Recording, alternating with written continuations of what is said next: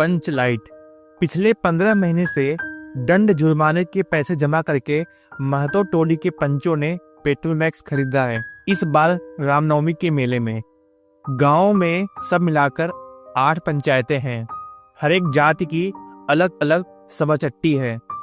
सभी पंचायतों में दरी, जाजिम, सतरंजी और पेट्रोमैक्स हैं। पेट्रोमैक्स जिसे गांव वाले पंच लाइट कहते हैं। पंच लाइट खरीदने के बाद पंचों ने मेले में ही तय किया 10 रुपए जो बच गए हैं इनसे पूजा की सामग्री खरीद ली जाए।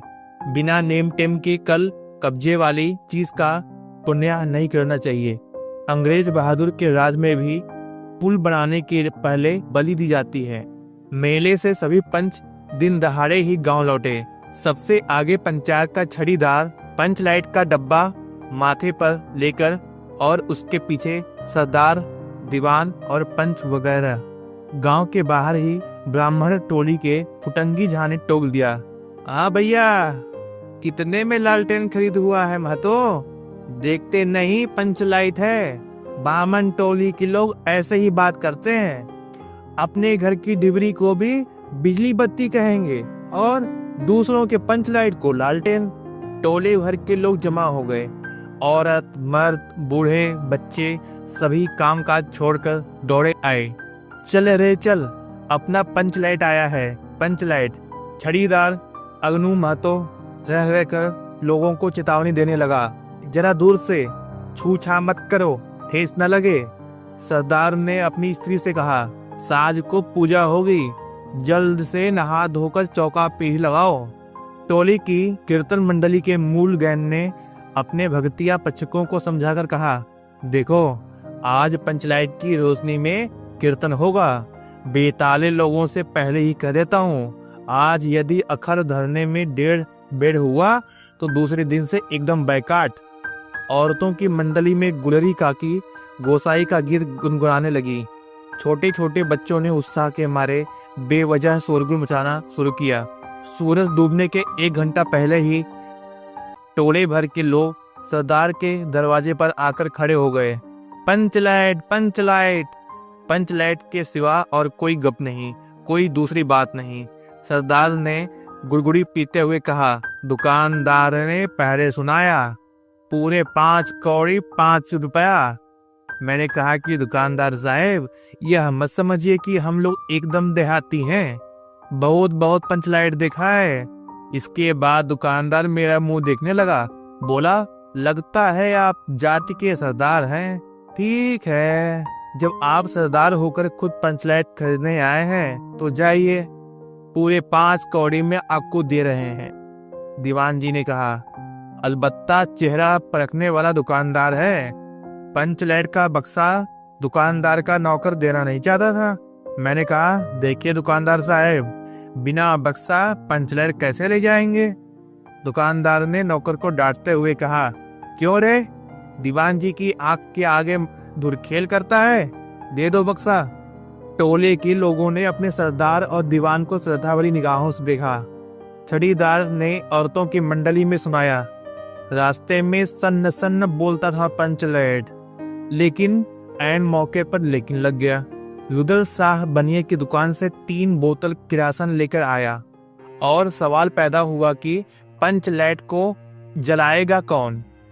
यह बात पहले किसी के दिमाग में नहीं आई थी। पंच लाइट खरीदने के पहले किसी ने न सोचा, खरीदने के बाद भी नहीं।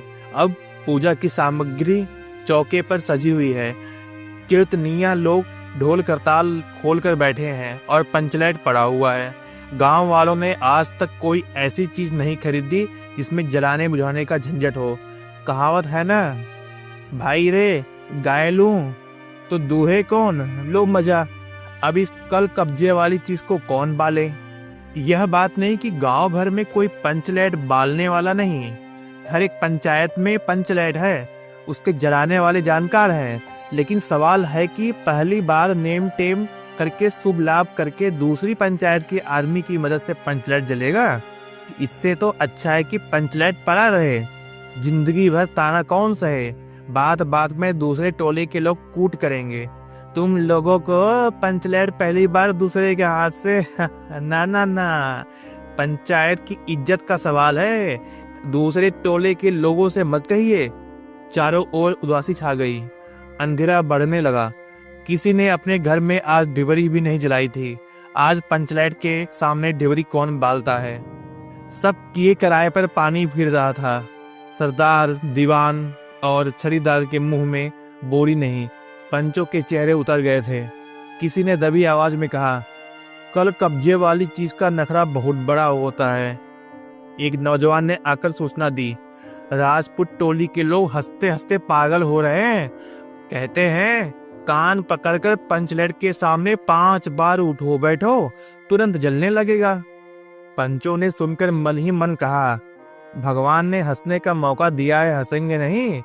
एक बूढ़े ने आकर खबर दी, रूदल साहब बनिया भारी बरंगड़ा आदमी है, कह रहा है पंचलैट का पंपू जो है होशियारी से देना। गुलेरी काकी की बेटी मुनरी के मुंह में बार बार एक बात आकर मन में लौट जाती। वह कैसे बोले। वह जानती है कि गोधन पंचलैट बालना जानता है, लेकिन गोधन का हुक्का पानी पंचायत से बंद है। मुनरी की माँ ने पंचायत से फरियाद की थी कि गोधन रोज उसकी बेटी को देखकर सलम सलम वाला सलीमा का गीत गाता है, हम तुमसे मोहब्बत करके सलम। पंचों की निगाह पर गोधन बहुत दिन से चढ़ा हुआ था। दूसरे गांव से आकर बसा है गोधन, और अब तक टोले के पंचों को पान सुपारी खाने के लिए भी कुछ नहीं दिया। परवाह ही नहीं करता। बस पंचों को मौका मिला, 10 रुपया जुर्माना, न देने से हुक्का पानी बंद। आज तक गोधन पंचायत से बाहर है, उससे कैसे कहा जाए। मुनरी उसका नाम कैसे ले, और उधर जाति का पानी उतर रहा है। मुनरी ने चालाकी से अपनी सहेली के कान में बात डाल दी, कनेली चिगो चिन। कनेली मुस्कुरा कर रह गई। गोधन तो बंद है। मुनरी बोली, तू कह तो सरदार से, गोधन जानता है पंचलैट बालना।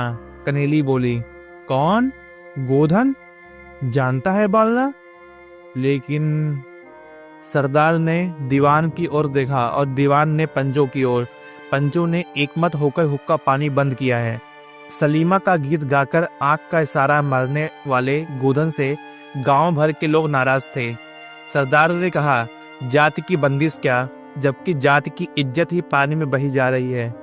क्यों जी दीवान? दीवान ने कहा, ठीक है। पंचों ने भी एक स्वर से कहा, ठीक है, गोधन को खोल दिया जाए। सरदार ने छड़ीदार को भेजा। छड़ीदार वापस आकर बोला, गोधन आने को राजी नहीं हो रहा है। कहता है पंचों की क्या प्रतीत है, कोई कर कब्जा बिगड़ गया तो मुझे दंड जुर्माना भरना पड़ेगा। छड़ीदार ने रोनी सूरत बनाकर कहा, किसी तरह गोधन को राजी करवाइए, नहीं तो कल से गांव में मुंह दिखाना मुश्किल हो जाएगा। गुलेरी काकी बोली, जरा मैं देखूं काके। गुलेरी काकी उठकर गोधन के झोपड़े की ओर गई और गोधन को मना लाई। सभी के चेहरे पर नई आशा की रोशनी चमकी। गोधन चुपचाप पंचलैट में तेल भरने लगा। सरदार की स्त्री ने पूजा की सामग्री के पास चक्कर काटते हुए बिल्ली को भगाया। कीर्तन मंडली का मूलगन मुरछल के बालों को संवारने लगा। गोधन ने पूछा, स्पिरिट कहाँ है? बिना स्पिरिट के कैसे चलेगा? लो मजा। अब यह दूसरा बखेड़ा खड़ा हुआ। सभी ने मन ही मन सरदार, दीवान और पंचों की बुद्धि पर अविश्वास प्रकट किया। बिना बूझे समझे काम करते हैं लोग। उपस्थित जन समूह में फिर मायूसी छा गई। लेकिन गोधन बड़ा होशियार लड़का है, बिना स्पिरिट के ही पंचलैट जलाएगा। थोड़ी गरी का तेल ला दो। मुनरी दौड़ कर गई और एक मलसी गरी का तेल लेकर आई। गोधन पंचलैट में पंप देने लगा। पंचलैट की रेशमी थैली में धीरे धीरे रोशनी आने लगी। गोधन कभी मुंह से फूंकता, कभी पंचलैट की चाबी घुमाता। थोड़ी देर के बाद पंचलैट से सनसनाहट की आवाज निकलने लगी और रोशनी बढ़ती गई। लोगों के दिल का मैल दूर हो गया। गोधन बड़ा काबिल लड़का है। अंत में पंचलैट की रोशनी से सारी टोली जगमगा उठी तो कीर्तनिया लोगों ने एक स्वर में महावीर स्वामी की जय ध्वनि के साथ कीर्तन शुरू किया। पंचलैट की रोशनी में सभी के मुस्कुराते हुए चेहरे स्पष्ट हो गए। गोधन ने सबका दिल जीत लिया। मुनरी ने हसरत भरी निगाह से गोधन की ओर देखा। आंखें चार हुई और आंखों ही आंखों में बातें हुई। कहा सुना माफ करना, मेरा क्या कसूर? सरदार ने गोधन को बहुत प्यार से पास बुलाकर कहा, तुमने जात की इज्जत रखी है, तुम्हारा 7 खून माफ, खूब गाओ सलीमा का गाना। गुलेरी काकी बोली, आज रात मेरे घर में खाना गोधन। गोधन ने एक बार फिर मुनरी की ओर देखा। मुनरी की पलकें झुक गईं। कीर्तनिया लोगों ने एक कीर्तन समाप्त कर जय ध्वनि की। जय हो। पंचलाइट के प्रकाश में पेड़ पौधों का पत्ता पुलकित हो रहा था। अच्छा, जाइए मत, यहाँ तक आ ही गए हैं तो चैनल को सब्सक्राइब और लाइक करना बिल्कुल ना भूलें। धन्यवाद।